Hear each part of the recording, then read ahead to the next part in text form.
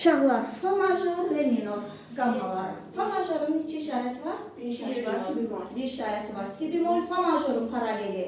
Re Minor, harmonikalı fa majorun re bemol, re minorun neçə işarəsi var? Bir işarəsi var, Si bemol, re minorun harmonikalı do diyez, paraleli fa major. Əhsən uşaqlar, oxuyaq fa major qammasını.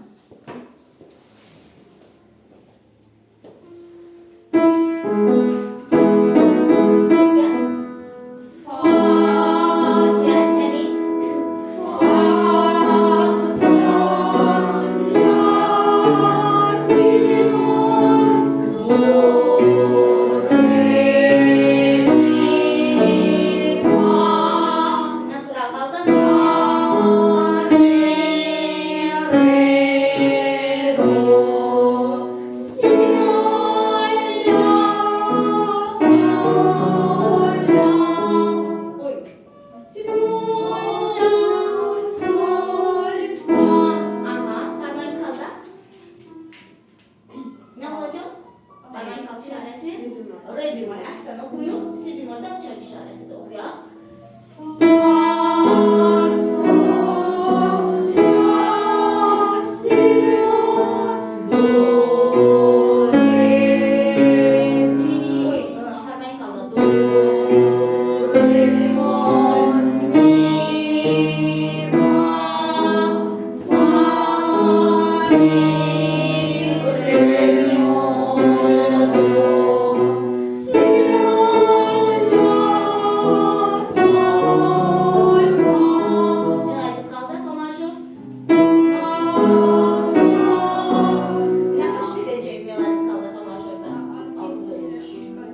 Qaydanda 7 və 6 bəmləşir.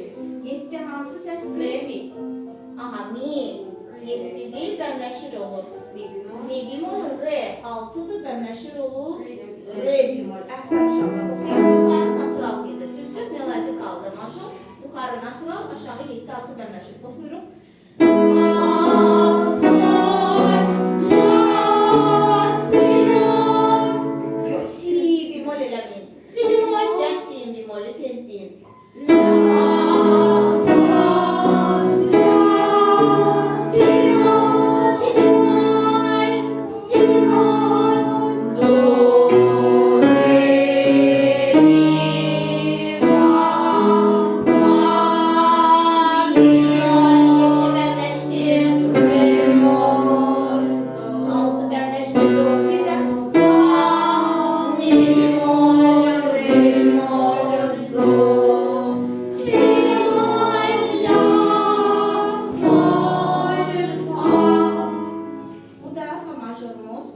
İndi keçək re minora. Re minor işarəsi si bemol, açar işarəsi yatmır uşaqlar. Si bemol, hamıdan eşidim o cavabı. Oxuyanda da səsinizi eşidir deməli, o deməkdir ki, sizin tək-tək ayrı-ayrı səsinizi eşidə bilim. Yəni, təkcə dodaqlarınızı tərpətmirsiniz. Yaxşı, buyurun. Re minorun açar işarəsi si bemol. Harmonikalı do diyez. Oxuyuruq. Re, mi, do, re, mi, fa, sol, la, si, do, re, do,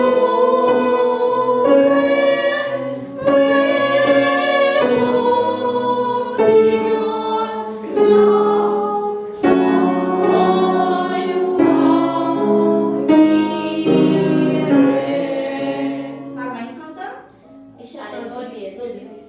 açar işarəsi də si bemol. Açar işarəsi do diyez, harmonikalı işarəsi. Oxuyuruq re minoru harmonikalı. Re, mi, fa, sol, la, si bemol, do diyez, re, do diyez, si bemol, la.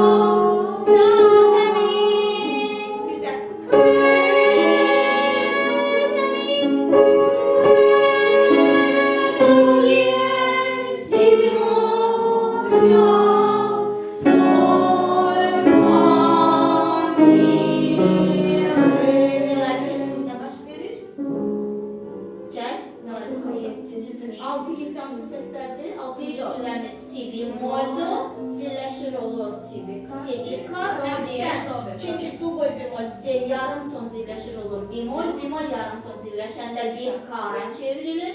Bekar zilleşir olur. Alterasiyası zilleşir diyez olur. Diyez de double diyeze. Doğru mu? Burada açarda si bemol varsa zilleşende olacak si bekar. Ve do da zilleşir olur. Do diyez. Aşağı ise o zilleştirmiş do diyezi ləğv edirik. Do bekar ve açar işaresini qaytarıb si bemol. Oxuyuruq.